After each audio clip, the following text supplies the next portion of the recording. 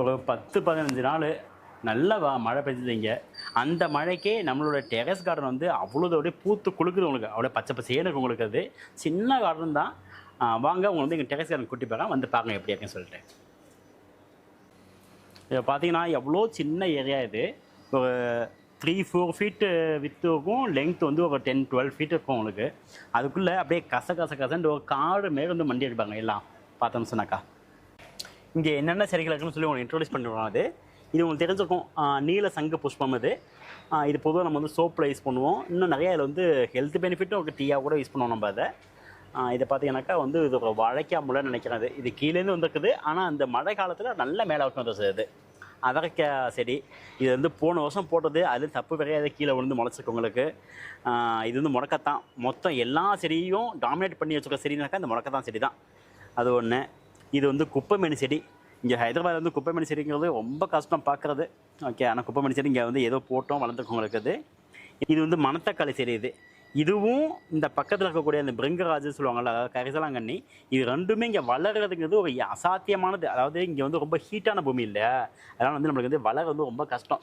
ஆனால் இந்த மழை காலத்தில் மட்டும் வந்து ஏதோ ஒரு விதத்தில் போட்டடிச்சு வளர்த்துருவோம் நம்ம அதை. இது இந்த மழை காலத்தோடு முடிஞ்சிடும். இதோட நம்ம வந்து பறித்து சமைச்சிக்க வேண்டியதான் அதை.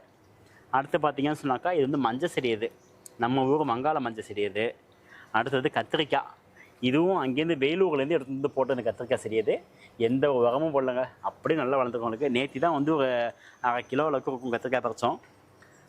அடுத்து பார்த்தீங்கன்னு சொன்னாக்கா இதை பார்க்குறதுக்கு வெத்தலை மாதிரியே இருக்குல்ல, ஆனால் வந்து வெத்தலை கிடையாது. இதுக்கு பேர் வந்து வெத்தலை வள்ளின்னு சொல்லுவாங்க. அதை வெத்தலை வள்ளி கிழங்கு. அந்த கிழங்கு வந்து பூமிக்குள்ளே உள்ள கிழங்கு உங்களுக்கு. அதை நட்டு வச்சோம். எப்போயும் நட்டு வச்சது இப்போ வந்து வந்துருக்கும் உங்களுக்கு. நல்லா ஹெல்த்தியாக வந்து கிரீப்பர் மாதிரி வளர்ந்துடும் உங்களுக்கு. இது வந்து ஊசி மிளகான்னு சொல்லுவாங்க. அதை ரொம்ப குட்டி குட்டியாக 1 இன்ச்சு தான் இருக்கும் இந்த மிளகா. பார்த்தீங்கன்னு சொன்னாக்கா தெரியல உங்களுக்கு.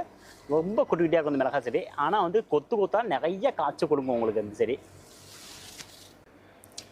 மறுபடியும் வந்து மழை லேசாக தூர ஆரம்பிச்சிருச்சு. சீக்கிரம் உள்ளே போய்ட்டு நம்ம உங்கள் வீட்டில் எவ்வளோ சின்ன பிளேஸாக இருந்தாலும் அதில் உங்களுக்கு தேவையான காய்கறியோ கீரைகளோ கொத்தமல்லி புதினா இந்த மாதிரிலாம் உங்களுக்கு என்னென்ன தேவையோ அதை நீங்களே போட்டு நீங்களே வளர்த்துக்குங்க. இந்த மாதிரி சிட்டிக்குள்ளே வந்தீங்கன்னு சொன்னாக்கா மினிமமான ஹெர்பை உங்களுக்கு இதெல்லாம் யூஸ் ஆகுமோ மினிமமான ஹெர்பை எல்லாத்தையும் நீங்களே உங்கள் வீட்டில் போட்டு வளர்த்துக்கிறீங்கன்னு சொன்னாக்கா மேக்ஸிமம் நம்ம வந்து இந்த கெமிக்கல் இல்லாத ஒரு லைனுக்கு வந்து நம்ம போயிட முடியும். நம்ம இதுதான் உங்களுக்கு வந்து ஒரு ஹெல்த்தியான ஒரு ஸ்கின்னை ஹேரை உடம்பு கொடுக்கக்கூடியது. இந்த மாதிரி சின்ன கேர் பண்ணிக்கிறது தான்.